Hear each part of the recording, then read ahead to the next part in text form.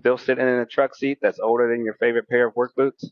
Your back has been filing complaints for years. If your seat is worn out, sagging, or just plain uncomfortable, it's time for an upgrade. Head on over to seatspecialist.com. Check out their selection of quality replacement seats built to keep you comfortable mile after mile. And don't forget to use promo code TR10 4U to save 10% on your order.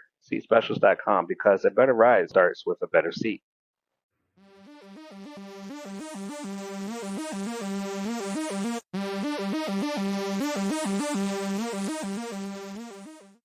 What's up, everyone? Welcome back to That's Delivered, another episode with your host, Trucking Ray. And today we've got a conversation that all of us, entrepreneur mindset, individuals, we're going to love this episode. Something that a lot of you out there are thinking about, wanting to know what you want to do, whether you're behind the wheel, dreaming of having your own trucking company or owning your own business, just looking out for what's the next step in your career and possibly. Well, today's episode is for you.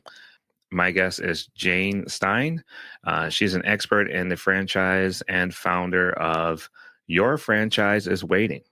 She spent years helping people take a leap into the business ownership and finding opportunities that fit their skills and goals. A lot of truckers out there already have the independent spirit. So why not look into a little further as to what else we can possibly do, maybe become an owner operator, or also starting something of your own that supports the trucking industry or something else. So she has that advice for us. But what does it take to actually make that possible? What rewards are out there?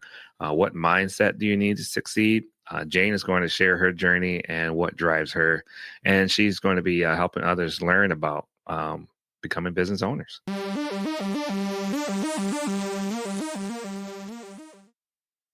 Jane, welcome to the show. All right. Appreciate you coming on That's Delivered.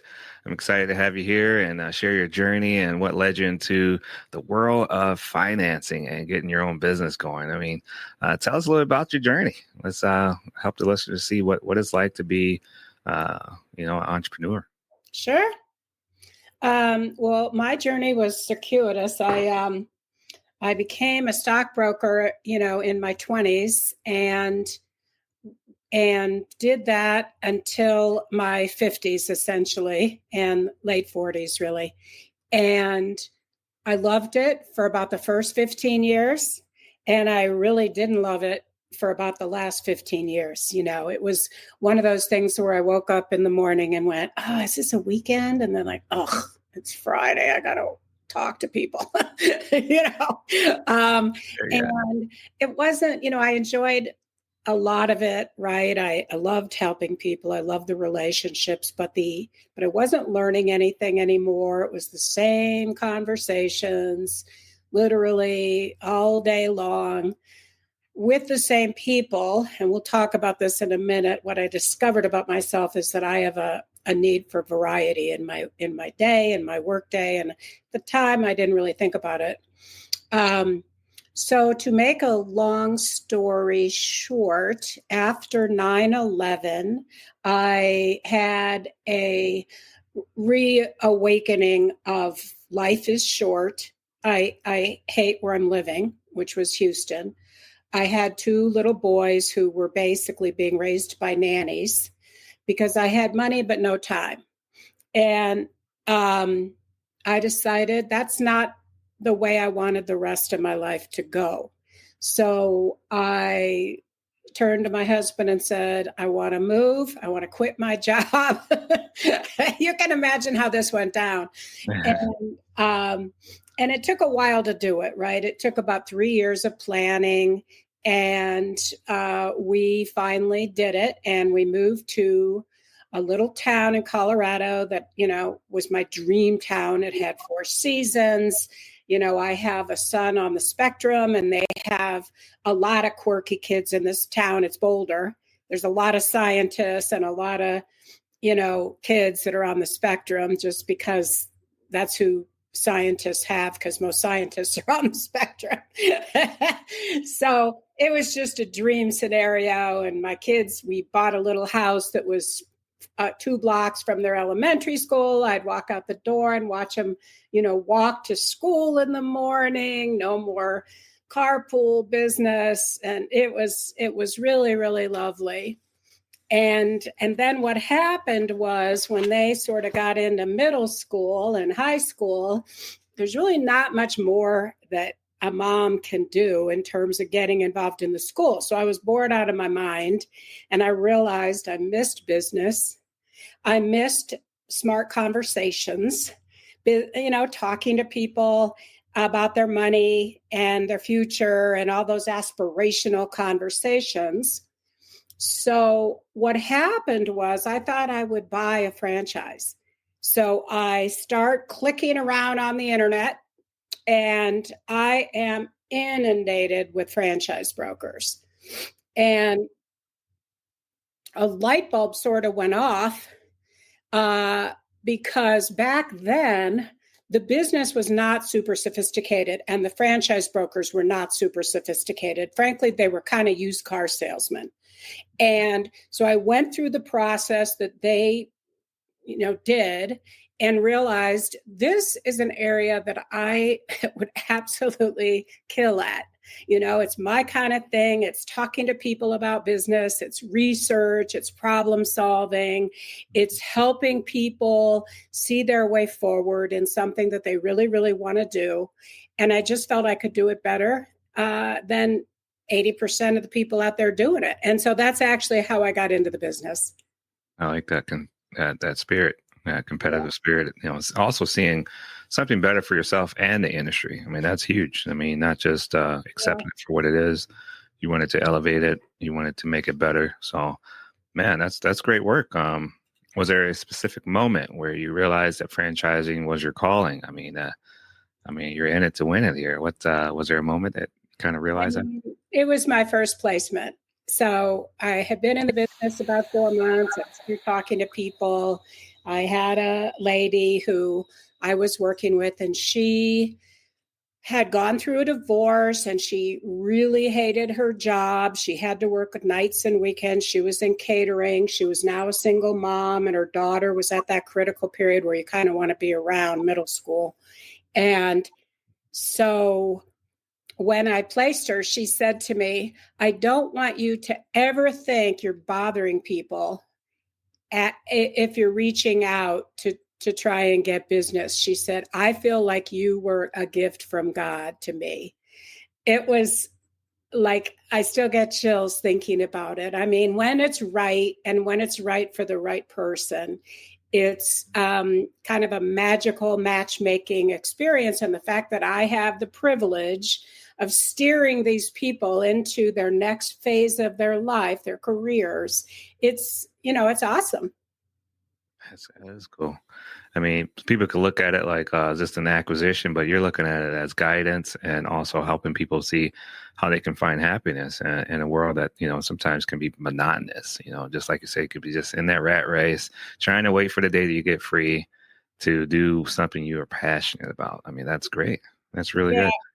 Yeah. And I feel like I'll add this. It's not, I'm super passionate about it, but I'm also very, very aware of the risks and that it's not for everybody.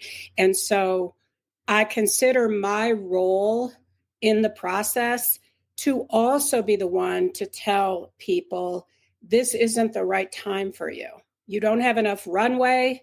You don't have the grit, whatever. I do a series of assessments, and it is not right for everybody. And that's part of it too, is educating people about what it is that they're going to have to be doing. Because a lot of people really don't have a clue and really should not be business owners, to be honest. It's not for everybody. I'll just stop there. But we're going to talk about that some more, I know. There you go. What were some of the biggest challenges you face when starting your franchises waiting? Maybe some challenges that you think people will relate to. Yeah. I mean, I was 58 years old and had been out of the world of business for 10 years, had been out of the world of technology, had really changed. And it was a time when you had to embrace technology. I had to learn a CRM. I had to learn social media presence, marketing. I had to learn Google Ads. I mean, really, it was that technology piece that totally kicked my butt. But, you power through it. Failure wasn't an option. I got to figure this out. And you just laugh about it. I mean, that's the other thing. At my age, it was sort of like, okay, what's the worst thing that will happen? I'll screw up, you know what I mean?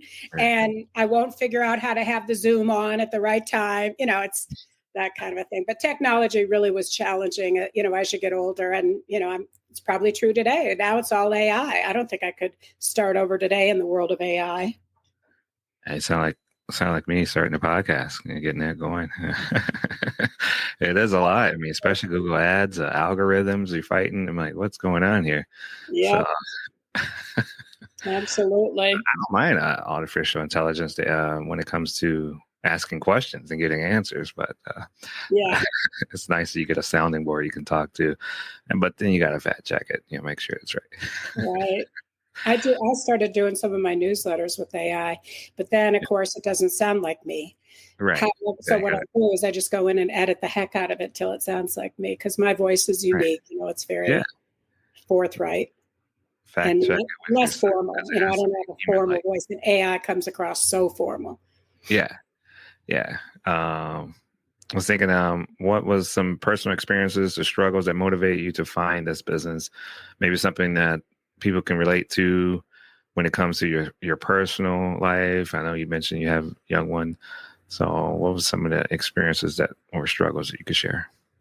I mean, I guess I would say that it's going to be hard. You have to really have a lot of grit. You have to really, really want to do something. I mean, in my business, there's two kinds of clients, right? There's people that say, I've always wanted to own my own business, and there's people that say, I'm 58, or you fill in the number, 63. I can't do it anymore. My body can't take it. Or I just got laid off and I know I'll never get back in the world of working at the pay level. So those people are what I call forced entrepreneurs. Forced entrepreneurs are challenging because it's just not something they're super passionate about. It's more they've got to do something and they see this kind of as a solution.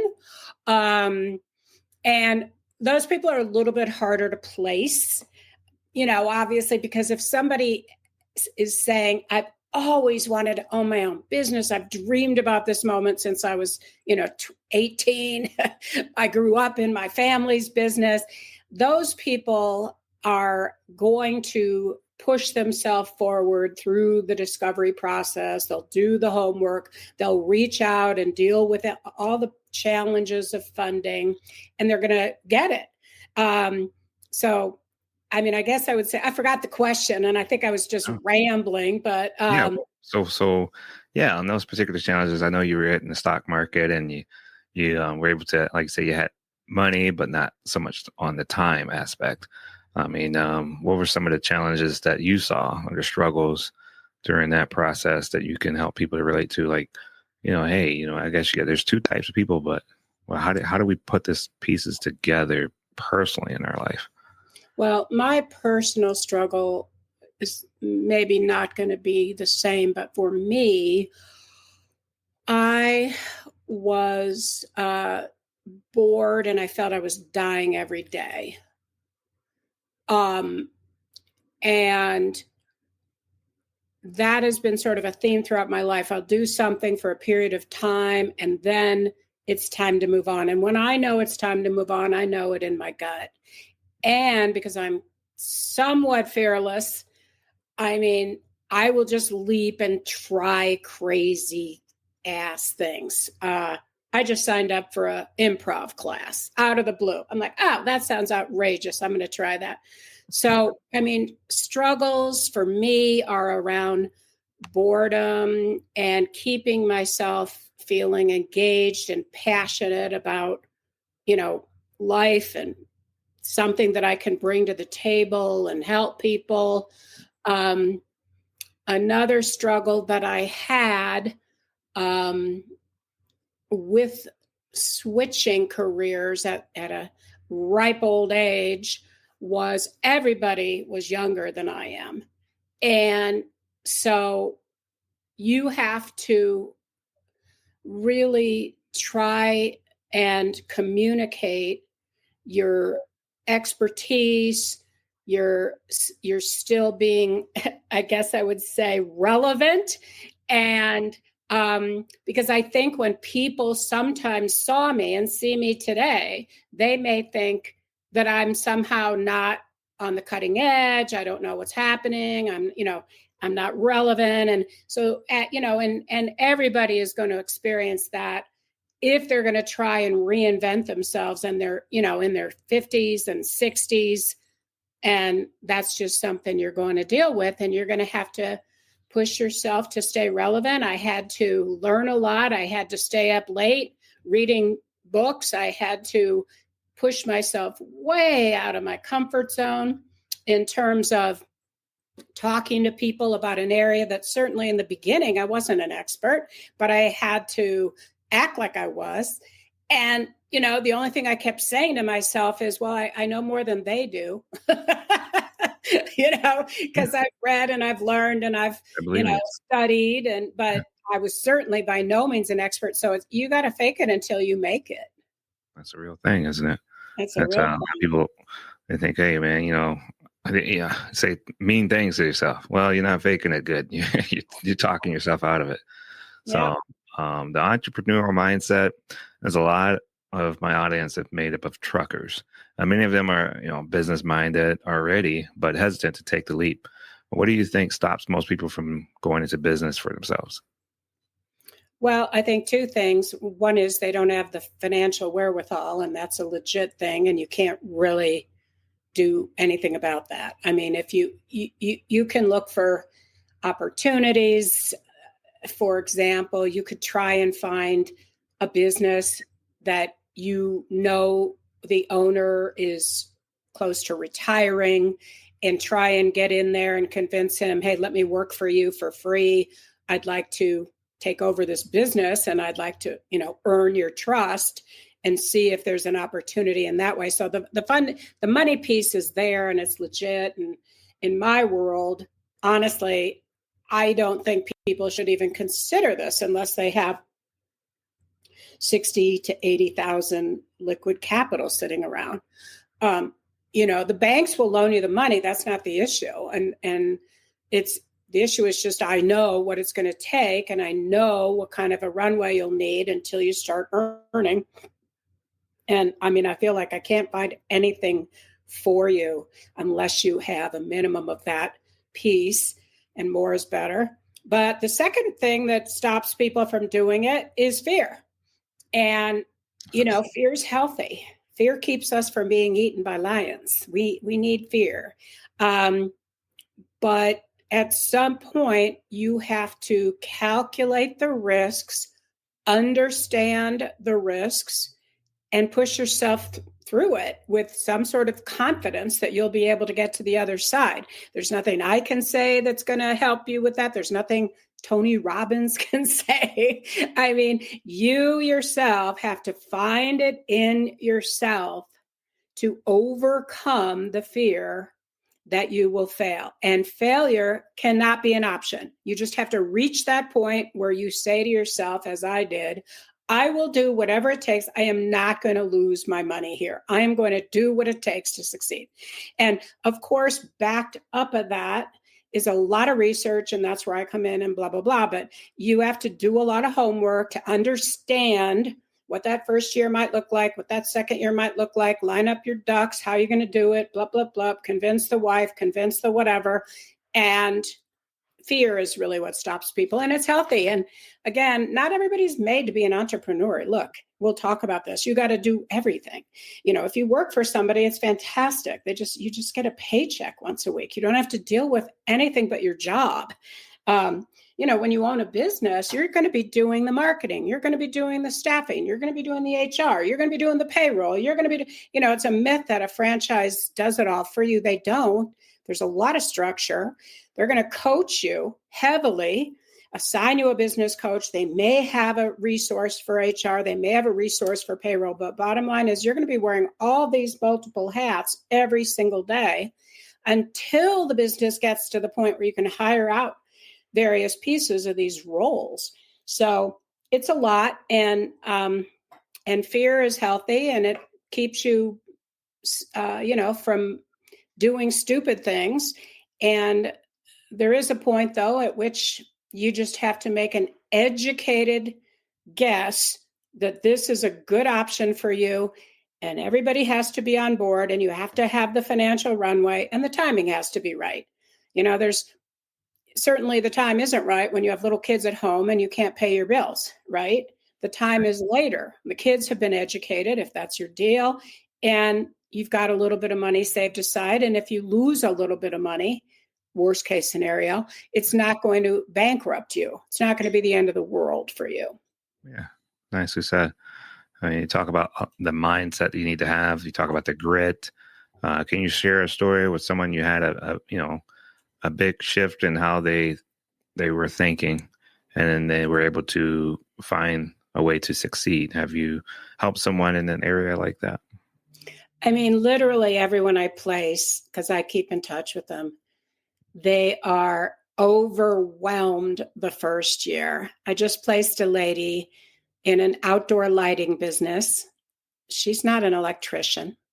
She hired 2 key employees within 3 months of each other. They both quit. And now she's got jobs to fill and no electrician. And she laughs about it. And she's at the home show right now in Denver trying to get more business. She's just figuring it out. She assumes that if the business comes, she'll deal with the install problem later and go hire a handyman if she has to until the next electrician comes along. And she's learning from her mistakes. And, she tried one payroll provider. It wasn't great. She switched to another one. She just texted me and said, I want a new bookkeeper. And I sent her a bookkeeper resource. All of that, 100 little minor annoyances are going to happen every single day. And the biggest one is going to be around staffing. Yeah. And finding talent to be able to pursue that and to keep it pushing forward, versus something else. Man, that's awesome. Helping each one of those that you've placed. I mean, that's huge. Starting their business and making those changes in their life. I think that's great. I applaud the work you're doing. Thank you. Have you had any moments where you've doubted yourself during this process that you want to share? Maybe something like, hey, man, maybe that wasn't the right call. What would you say? Well, I mean, this is a bad example because I thought about this question, and my situation really is kind of unique. I was financially secure when I started this. I started it out of wanting to find purpose again and wanting to find a reason to get up in the morning again. And there are times when maybe the lead acquisition gets old. I mean, that's the only piece I don't like, is trying to find candidates who want to work with me. And you have to put yourself out on social media. You have to toot your horn endlessly, which is not my style. You have to, in my business, we actually buy leads. And it's a weird process. But anyway, you have to kind of cold call and chase people down that have expressed interest, which I don't love. And there have been times when I ramp it down because it's just something's going on in my life. My mother died. My father died in short order. My sister unexpectedly died. That all happened between 19 and 21. And so I didn't really work much during that period. My heart wasn't in it. And I had just had a lot to do. But so I don't have a good example for you of really pushing through because, first of all, I love helping others and I'm super stubborn. If I don't get something, I will just figure it out. I will just, my husband's like, you have one focus and you will not get off the focus. And it's true. I just will chip away at it. But also there are times that I don't work very much just because I don't feel like chasing people down, and somebody comes to me, great, work with them, but I'm not going out there aggressively chasing leads. Right now I ramped up. this 25 is going to be a huge year for me. I'm running a million different marketing campaigns and going to be very busy and am very busy. So I'm into it right now, Yeah, I can see it. Eye of the tiger, huh? Yeah. That's good. Yeah, man. Thank you for coming on the show and also sharing your vision. Understanding franchising can be, a misunderstanding. A lot of misconceptions out there. People fear, like I said, fear is a real thing. People hear franchise and immediately think, McDonald's, Subway, but there's so much more to it than that, isn't it? Can you break down what franchising really is? Yeah. I mean, any mom and pop business that has a successful 5-year operating history can franchise their business. So, if you drive down the street, Ray, 2/3 of the businesses that are on strip malls on either side of the street, those are all franchises. So, I mean, some of the crazy ones that people don't realize, you can be a franchise broker. You can buy a franchise to be a franchise broker. I did not, but there's 2 huge players in the space. You can buy a franchise to be a dog trainer and be a dog walker, have a dog walking business.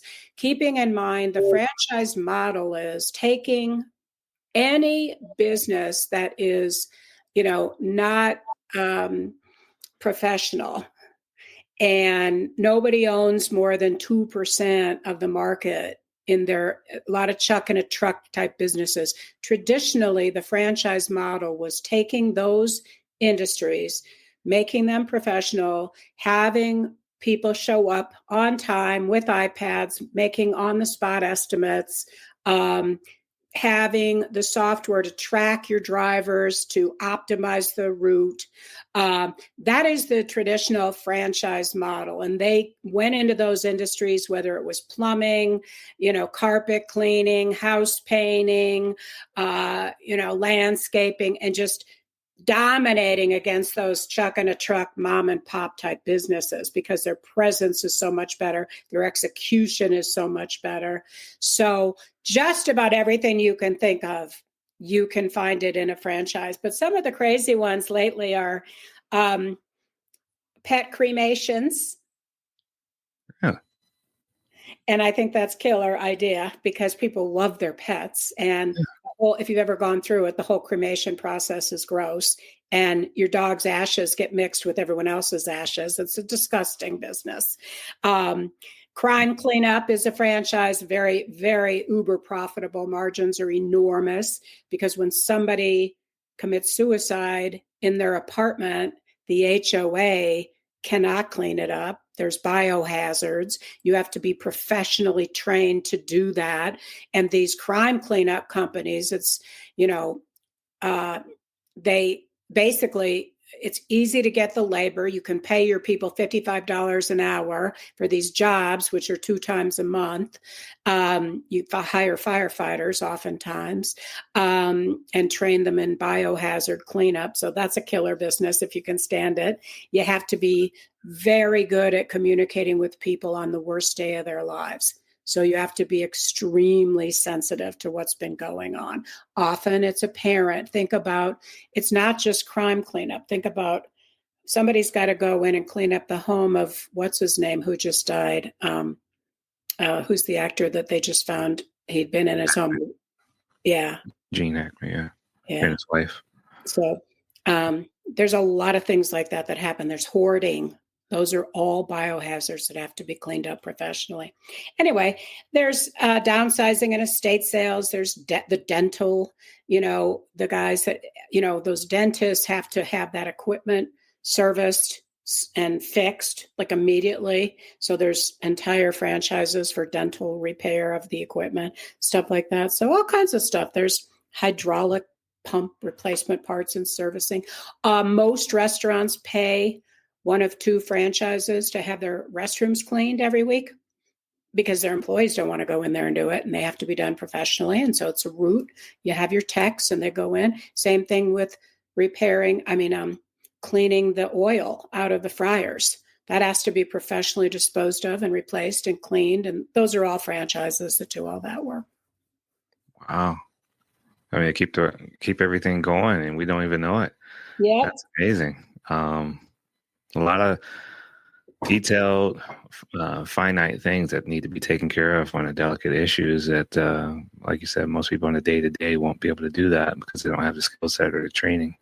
So, wow, nice eye opener. I like that. Yeah, very well. If someone's interested in franchising but doesn't have a lot of money up front, let's look at let's go back to the money part. Uh, Okay.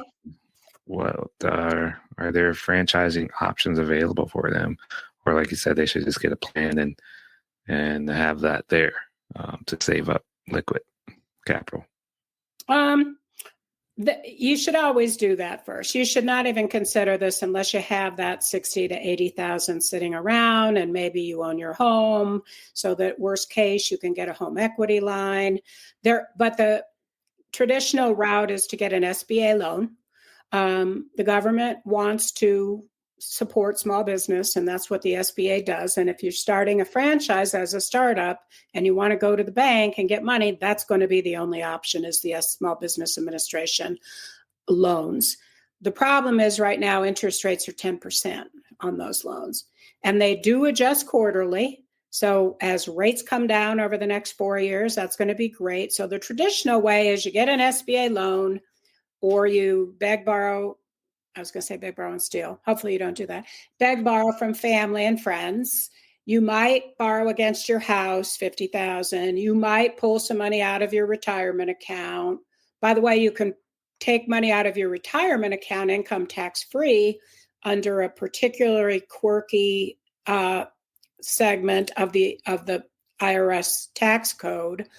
And it's very structured. There's companies that only do this because you can't screw it up. It has to be done a certain way to be in compliance with the RISA. But probably 50% of my clients, when they hear about that option, do use that option, meaning they have a 401k from a previous employer. Let's say it's got 400,000 in it. They decide they want to take 100,000 of that and fund the business. You can segregate out that 100 and fund the business with that, pull the money out, and there's no tax, there's no penalty, and there's no loan. You're not paying anything back. So it allows you to cash flow much quicker because you don't have debt service. You are risking your 100,000 that was previously invested, let's say in mutual funds. Now you're investing that 100,000 in your own business and banking on the fact that that business will succeed. And one day, when you sell that business, the money goes back into the 401k, also tax-free. So that's an attractive option for a lot of people if you happen to have a old IRA or 401k. So it's home equity, cash,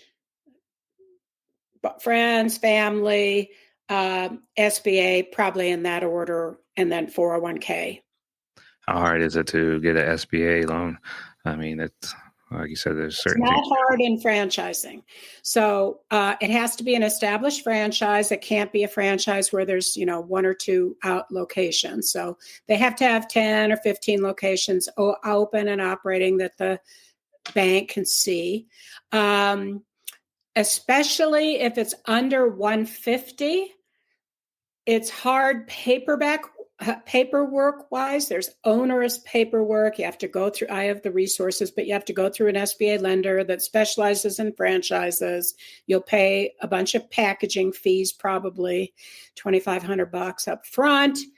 You'll get the SBA loan, but you have to provide, all kinds of documentation. If it's under 150 that you're borrowing, you do not need to put up collateral.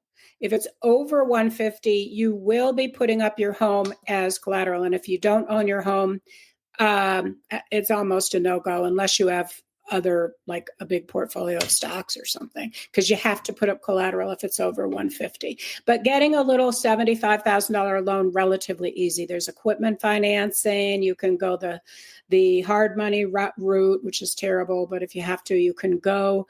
The credit cards, where they give you the bunch of credit cards and you move that money around that way. So there is a lot of options in the 50 to 150 space. Wow. And like I said, just determined to save for yourself to have that money, that liquid money. And I mean, that goes without saying. That old way of saying it's good to save your money. It still resonates today, even as hard as it is for people to get their mind around it to do it. But it's actually somewhat easier if you budget your money right. But life happens, life is always getting in the way. So you keep your dream going, you keep fighting, and you never know. Keep optimistic. Like I said, that same grit that you need to save your money is the same grit you're going to need to probably run your business. So, Yeah. yeah, that's good. So taking the leap into business ownership, you got the funds, you got the know-how, you got the connections that we're talking to you and your help guiding them.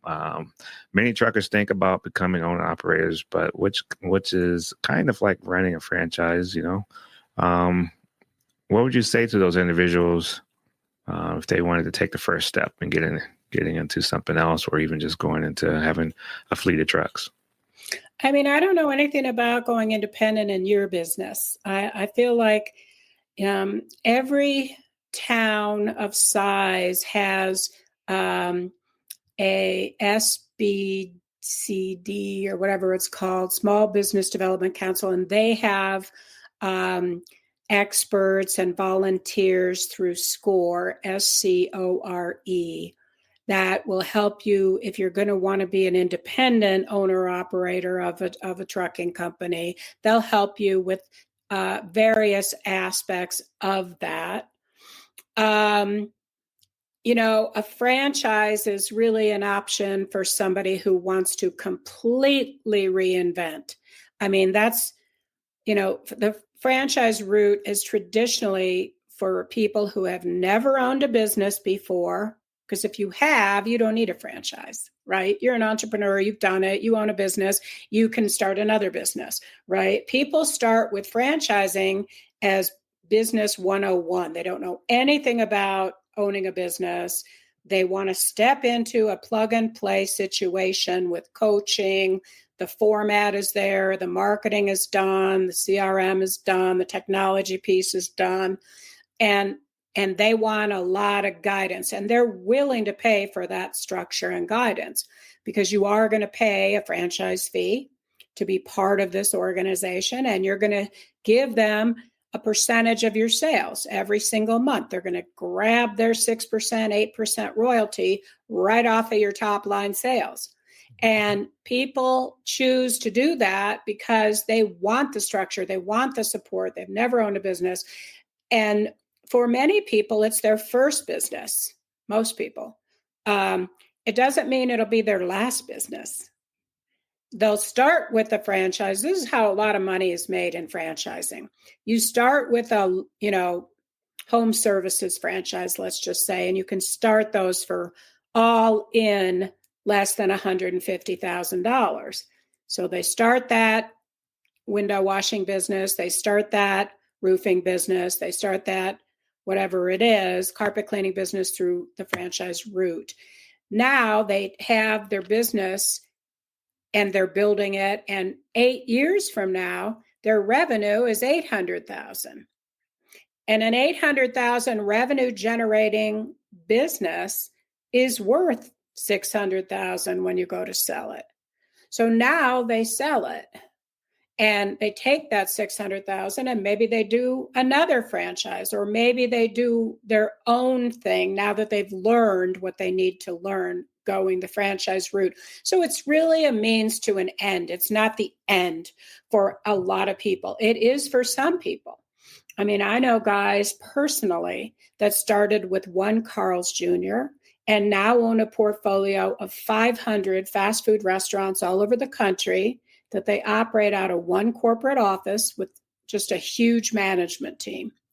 I know you were going to ask me about, do you know somebody? I know somebody who started a little soccer business for kids who, I think it was the $40,000 soccer business. That was his total investment, and grew it to own all of Houston. Well, if you own all of Houston in that soccer business, that's a multi-million-dollar revenue business.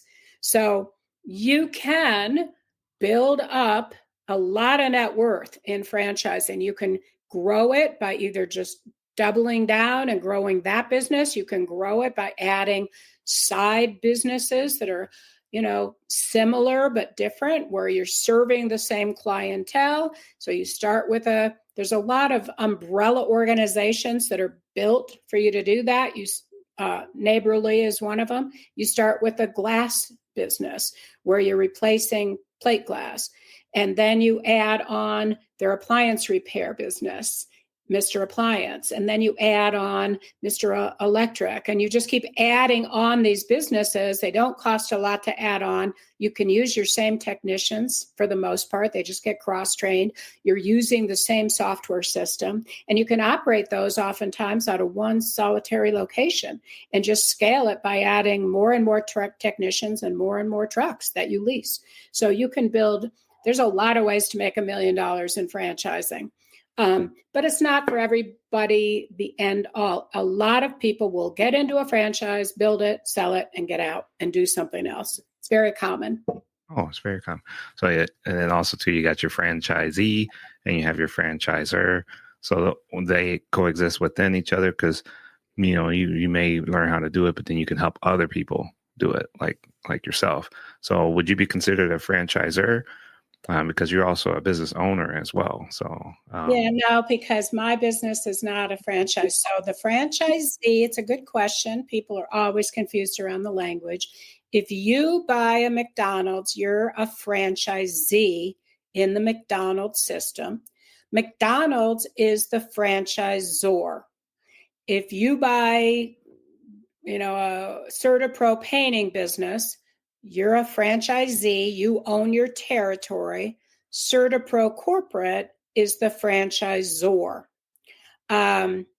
So, yeah, and it's a symbiotic relationship, hopefully. Obviously, there's things that go badly and there's lawsuits and everything else, I want to talk about this. So one cool thing about the franchise research is that the sale of franchises is regulated by the Federal Trade Commission.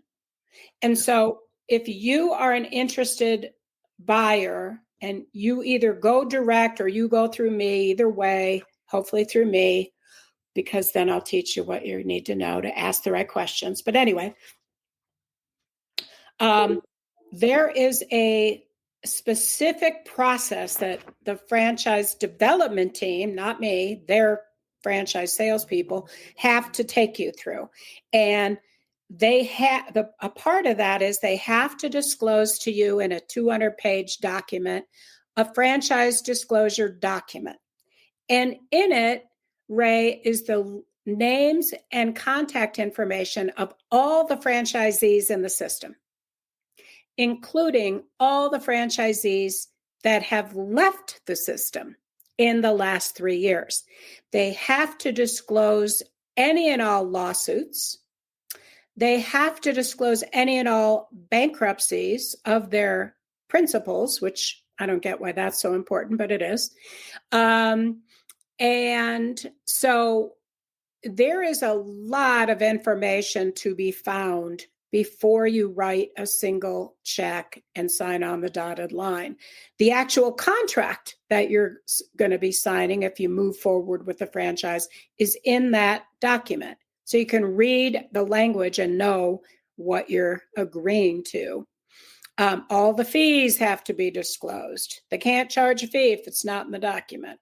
So there's a wealth of information, and lawsuits is one of the key things that is disclosed right up front. And so you'll know if there's a lot of lawsuits, that's a red flag. Do you see that quite often, or? Not really, because my job is to screen those out.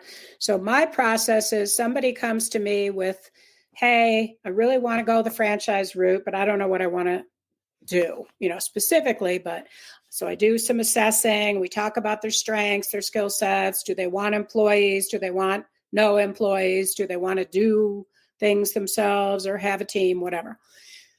And how much money do they have? Then I go into my database of 800 franchises that I am privy to their documents. I see, and then I start doing territory checks for the market that person lives in. I work nationwide in all the states. So I do start doing territory checks, and I decide through my own pre-screening which 8 or 10 or 4 franchises I want that person to consider based on everything that we've decided is an important business attribute for them.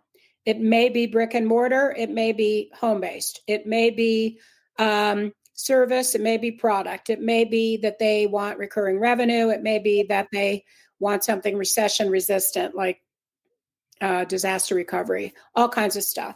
So once I've determined those attributes that are important to my person, then my job is to pre-screen out the crappy ones, obviously.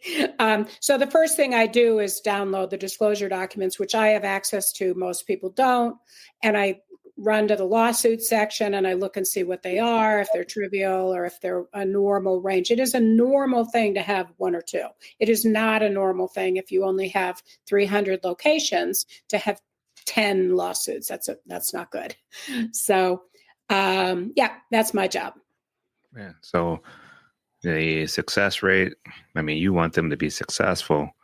Yeah, that makes your portfolio look great, makes you look like, hey, I can help other people. You can trust me. What do you do with that success rate? How do you let them know or help them feel secure about that? That's in the document. Yeah. So the document has a section. People don't know how to read it, but I do. And it talks about all the columns are there. How many franchises were sold year by year, last 3 years? How many closed? How many were terminated? That means the franchisor took your license away. That tells you how litigious the franchisor is or not. If there's 1 or 2, okay, the guy wasn't performing, or they'll have an explanation. If there's a lot of them terminating your contract, something has occurred. Private equity has come in and taken over that franchise and got rid of a bunch of dead franchisees that weren't doing any business, or the franchisor is litigious and nasty, or something that has to be investigated. There's another column that just has closures. There's another column that has transferred back to the franchisor, because it's somewhat common in a franchise system. If somebody gets in trouble for a legitimate reason, let's say they get sick, the franchisor will often step in as a courtesy and run that business for the person, because otherwise they're just going to close their doors and lose everything. So the franchisor will sometimes say, why don't you let us run it for 6 months, see if you can get back on your feet. And then that's a situation where eventually either the franchisor does take it back and tries to resell it to somebody. All these crazy things happen because life is life, and people get into business and they're not prepared for it and they suck at it. I mean, all kinds of things happen. Yeah. Yeah, that's an eye opener. I mean, people don't see all that until they get into it, and like, wow. I mean, I think about a lot of these Amazon drivers. They're owned by a contractor that has relationship with Amazon. I think FedEx has trucks that are contracted for ground, and those groups work together under that umbrella. They own those routes, and they have to abide by those standards. And maybe somebody's thinking about that. Hey, you see the FedEx ground or you see the Amazon truck, and you're like, I could do that. But then there's so much more behind it. As to what goes on. Like you said, the franchisor can be really hard on them. You mess up, they're going to take your route away. I've heard stories about that. I mean, that's definitely eye opening to know, also from the professional like yourself, that it does happen. It's not just a rumor. Thanks for sharing that. Yeah. How bad can some of them get? I mean, you got any juicy stories? Yeah, I mean, luckily not one of my clients, but there's one of the things that happens all the time is, if you own any franchise, let's say it's a brick and mortar, and your contracts, you sign a contract for a period of time. It's typically 10 years. And in order to renew that contract, most people, if they're in it 10 years, they want to keep it. They want to pass it on. They want to keep it going. So the franchisor can require you to spend 50 or 100,000 completely updating your space to look the way their new stores look. That happens all the time. Famously, McDonald's made a bunch of people do it. And in that case, it was hundreds of thousands of dollars. And there was kind of a litigation around that. Let's see. So I know people that not sold, but, helped their clients in a particular fitness franchise.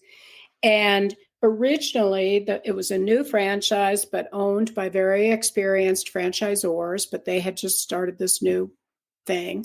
And it's a spin franchise. And the build out cost was $1.3 million.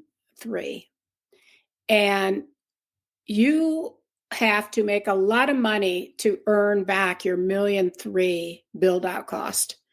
And very quickly it fell apart, and nobody who came in on that original model made any money. And they either had to sell for pennies on the dollar or shut their doors.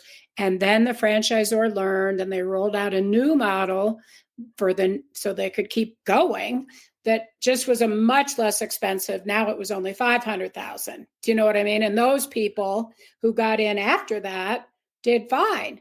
But it's very risky to be one of the first 10 franchisees. It really is. Unless it's somebody so established, like, a very famous, let's just say a Subway, and then they launch some other franchise. If it's somebody, and that happens all the time, by the way. So Fast Signs has launched a computer business now. So that's different, because now you have a very experienced franchisor launching and creating a new business based on their experience with the other franchise. But yeah, bad things happen all the time. Quiznos, very famous. All those people lost all their money. And it's still talked about in business school for its failure. Yeah, we can learn from those failures. It's not something that we're particularly excited and happy by, but it's something that something you can learn from. You're like, hey, look at that. I don't want to do that. I want to do something different. What's one thing you would tell yourself if you were to go back in time and tell your younger version of yourself, hey, before you started your franchises waiting, what would that be? I guess I would say you're really going to love this business, and you're uniquely cut out for it. It's all the things you love to do. It's research, problem solving, helping people, and I'm not somebody, this is kind of a crazy thing to say, but I thank goodness I didn't choose to buy a franchise, because I want to do it my way. I am not somebody who wants to do it the way you tell me to do it. I want to learn and figure it out and do it the way I know that it needs to be done. And so I do not have the personality to invest in a franchise. I have the personality for my business, which is to coach people through the process and teach them what they need to ask. So that's always interesting, because I always thought I wanted to buy a franchise. And then I started thinking about it, and it's like, well, I don't want employees. I don't want to deal with employees. I don't want to deal with HR. I don't want to deal with all those things. I want to be independent, solopreneur, help people, and be a consultant. And that is exactly what I love to do. And I can do it from anywhere. And I just got back from Mexico, and there was 3 days that I was in Cabo, and I worked for 3 hours, 3 of the days, while everyone else did whatever they did. And I can do this from anywhere. So it's right up my alley. Nice. You think about the future of business and the ownership. That's a great story. Your story is a success story. So thank you for sharing that. There's many ways that you can find success. Like you said, franchising is one of them. Also, just like you said, just to have that entrepreneur mindset like yours. So be a consultant in something that you're good at. Yeah. Or get good at it. And then companies. Right. Yeah. All right. Awesome. And so, the economy is always changing. Businesses shift. Trends are always popping up out of nowhere. And what trends do you see that when it comes to business ownership, do you see that's going on right now?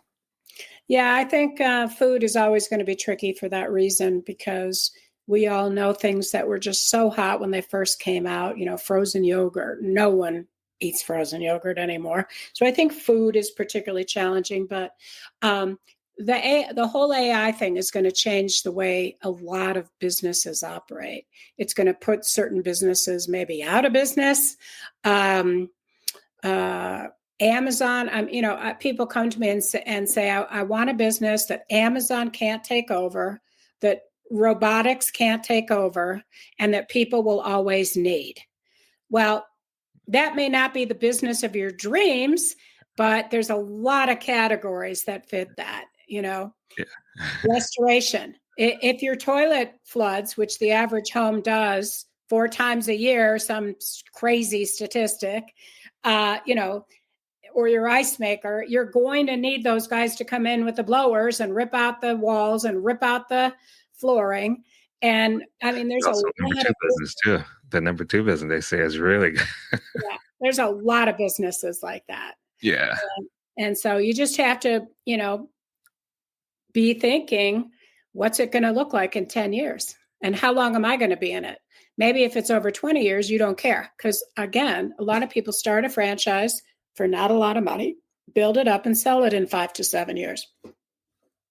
Nice.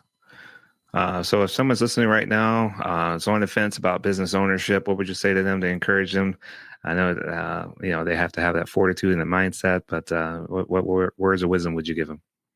I mean, I guess I would say, ask your wife, ask your friends what they think are the skills that you bring to the table as a business owner. Because you might think that you have it and they might know otherwise, or maybe the other way. You might not feel confident that you could do that and they'll point out things. But look, remember when you had to figure out how to do this, you got online and you figured that out. So you're very resourceful, you're good with people, make a list of the things that you're good at. And if you are good with people, that you're going to need that. You're going to need that with your customers, and you're going to need that with your employees, should you have employees. Are you a good problem solver? Are you somebody who gives up as soon as things get a little tough or get flustered? I actually have somewhere, I should have had that so I could read off the things, a self-efficacy. In fact, I just did a video on it for social media. It did quite well, where I talked about certain attributes that make you sort of good for business. And it was, problem solving. It's seeing numerous solutions for the same problem. So do some self-assessing, and ask your friends and your spouse what they see as your top 5 traits. And let's look at it. Reach out to me. I have an assessment that tells me if you're a good business owner or not. And it's a quick assessment, and I'll offer it for all your listeners if they want to take it. It's called Zoracle. It's used in the franchise world, not necessarily Zoracle, but things like it. And it's on my website. It's anyway, so they can go to your franchise's waiting and complete that free assessment anytime. It's called Zoracle. It's interesting. It'll tell you, I mean, it's not the end all be all, but I definitely get back reports from people where it says they're not really cut out for entrepreneurship. And then I have to tell the person, here's why. And, maybe there's extenuating circumstances, or maybe we find a business, where we can accommodate their strengths and their not so strengths. So it's just a workaround at times. At other times, it's a no-go. You just really should try and find a job. Nice. I mean, that's nothing wrong with that too. You can find a lot of peace, and you can be, content with what you have, because now you know the truth as to where you lie. Or you can just make that a personal goal to continue to better yourself. So better yourself and find a partner. Maybe you have a brother-in-law who also wants to do this, and he's got skills you don't. Whatever, or wife. Yeah. So awesome. Thank you, Jane. You've been, man, the amount of wealth of knowledge that you've put on us today is, I think it's going to be huge for a lot of people that are trying to make decisions and trying to make changes in their life. Like you said, when you feel stuck and you feel bored, or you realize that you're that type of person that wants something different after so many years of doing this, you want to do something else. Well, here's how you can do it. Reach out to Jane. She's an incredible person. Great to talk to. So I really appreciate you taking the time to come on the podcast, and I hope that also too people reach out to you and find out like that assessment. Reach out about that. So you've given us a lot to consider. Where can people find you if they want to learn more? Let you speak on that. Where they should plug into either your website or social media. Yeah, they can just look up Your Franchise is Waiting. I think on YouTube it might be called Find Your Franchise, but my name is always good, Jane Stein. If you just Google it, there's a million links that come up. Perfect. All right. So I'll get this packaged up, ready to go for people to listen to, and hope you guys benefit. So I appreciate you folks listening to the show, the episode of That's Delivered. If you have any questions or concerns, please feel free to reach out to us. We'd love to hear from you. Also, if you want to be on the show, we appreciate new guests and new insights as well. So from the trucking community, most people are about a one degree away from a truck driver. So anything comes back to trucking, making sure that people get, like I said, even those franchise, they need trucks delivering all their goods and stuff. So that's great. So until next time, we'll keep your ears peeled for new ideas that could be just right around the corner. Keep hustling, keep dreaming, and always keep it delivered. We'll see you next time. Thank you. Thanks, Ray. Are you a trucker looking for a safe and reliable place to park? Look no further than Truck Parking Club. With locations across the country, we've got the perfect spot waiting for you, whether it's daily or long-term parking. And right now, use promo code DELIVERED at checkout for an exclusive discount. Reserve your spot today at truckparkingclub.com and drive stress-free, knowing your parking is covered.